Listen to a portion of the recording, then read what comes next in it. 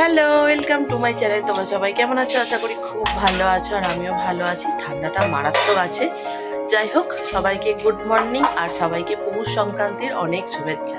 আজ হচ্ছে পৌষ সংক্রান্তি, সকাল থেকে ব্লগটাই স্টার্ট করলাম। এখানে থাকলে বুঝতেই পারছো একটু দেরি হয়ে গেছে ঘুম থেকে উঠতে। ঘড়িতে এখন 11টা বাজে, আর মা এখানে রেডি করছে। তোমাদের হয়তো কোনো একটা ব্লগে দেখিয়েছিলাম যে আমরা সবাই যাই নতুন মানে চাল টাল দিয়ে মন্দিরে পুজো দিতে। তাই মায়ের সাথে আমিও যাচ্ছি, তাই ভাবলাম তোমাদেরকেও সাথে নিয়ে যাই। দেখতে থাকো, আশা করি আজকের ভিডিও তোমাদের ভালো লাগবে। চলো তাহলে যাই। দেখো, এই হচ্ছে মায়ের হাতে, ঠিক আছে, আর মাও রেডি। চলো আমরা যাই। আমি তালাটা দিচ্ছি। দেখো, আমার ভাই এখানে বসে বসে শীত ঘুম দিচ্ছে, আর আমরা যাচ্ছি মন্দিরে। তোমাদেরকে তো বললাম যে আমি আর মা মিলে মকর সংক্রান্তির পুজো দিতে বেরিয়েছি।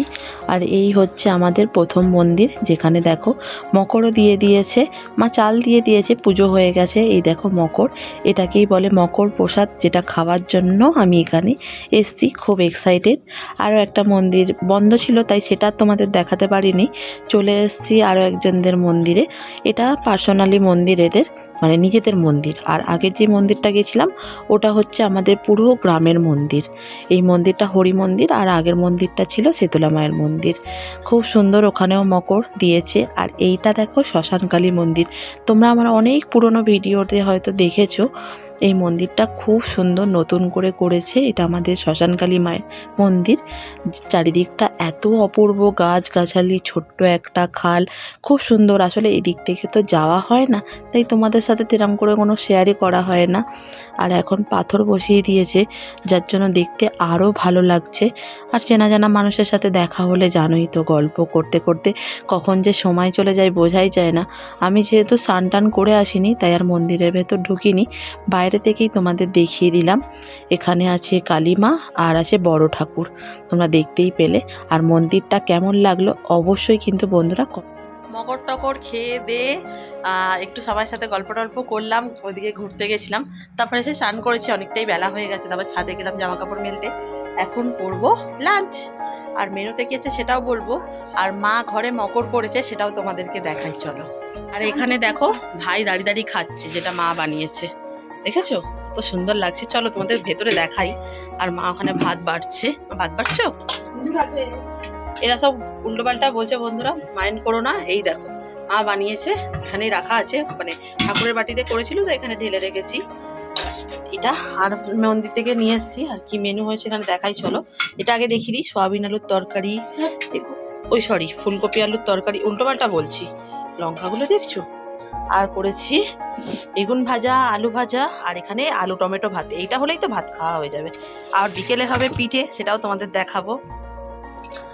সারাদিন তো তোমরা দেখতেই পেলে যে আমি মকর খেলাম।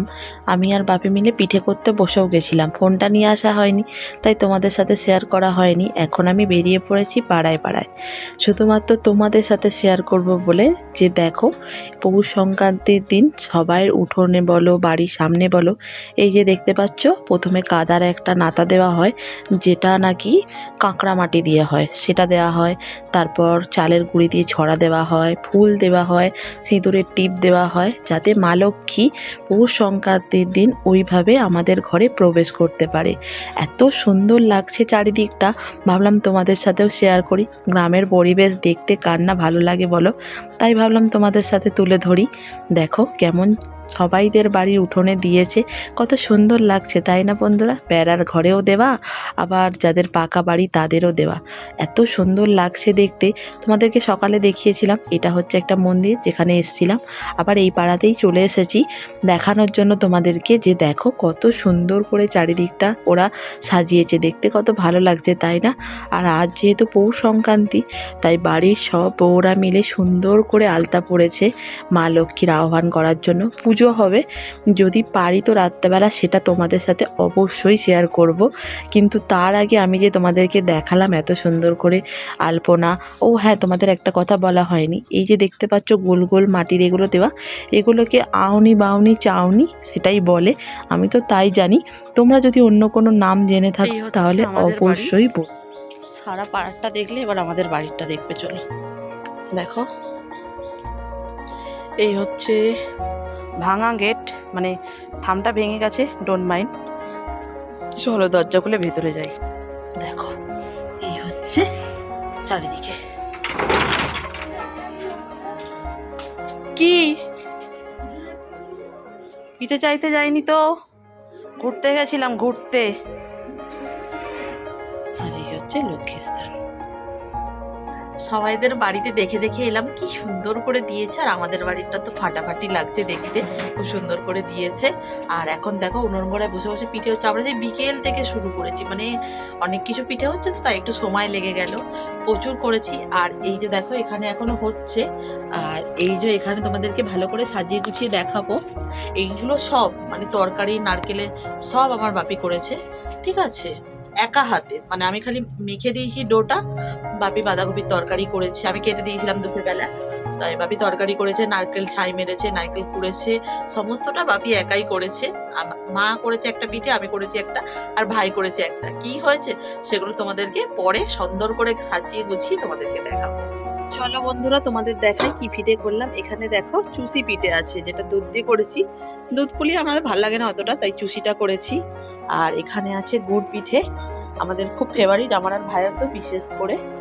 আর এখানে আরো পিঠে আছে, চলো তোমাদের একে একে দেখাই।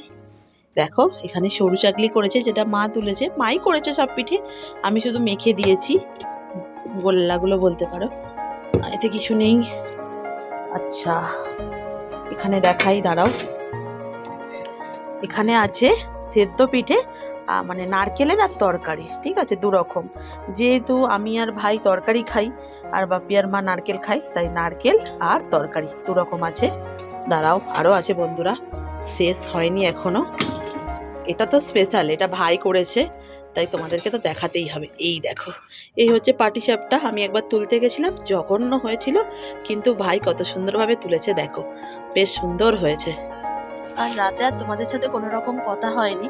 পিঠে খাওয়ার পর এত ঠান্ডা লাগছিল যে সবাই তাড়াতাড়ি শুয়ে পড়েছে, আর তাড়াতাড়ি খাওয়া দাওয়াও হয়েছে, যেহেতু দুপুরবেলা শোয়া হয়নি, সারাক্ষণই সেই পিঠে বানানো কাজকর্ম করা এসব হচ্ছিল, তাই আর হয়নি। যাই হোক এখন বসে আছি, অপেক্ষা করছি বান্ধবীর জন্য, ও কখন আসবে দেখা যাক, ও এলে তারপর কি কথা হচ্ছে না হচ্ছে, তারপর বাড়ি যাবো।